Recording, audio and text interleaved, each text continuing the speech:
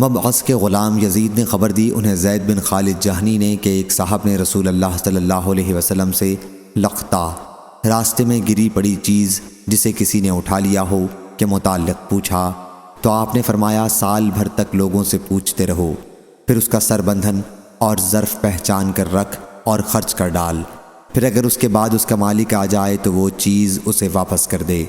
پوچھا یا رسول اللہ صلی اللہ علیہ وسلم بھولی بھٹکی بکری کے متعلق کیا حکم ہے؟ آپ نے فرمایا کہ اسے پکڑ لا کیونکہ وہ تمہارے بھائی کی ہے یا پھر بھیڑیے کی ہوگی۔ پوچھا یا رسول اللہ صلی اللہ علیہ وسلم کھویا ہوا اونٹ؟ بیان کیا کہ اس پر حضرت صلی اللہ علیہ وسلم ناراض ہو گئے اور آپ کے دونوں رخسار سرخ ہو گئے، یا راوی نے یوں کہا کہ آپ کا چہرہ سرخ ہو گیا۔ پھر آپ نے فرمایا تمہیں اس اونٹ سے کیا غرض ہے؟ اس کے ساتھ تو اس کے پاؤں ہیں اور اس کا پانی ہے، وہ کبھی نہ کبھی اپنے مالک کو پالے گا۔ صحیح بخاری حدیث نمبر 6112۔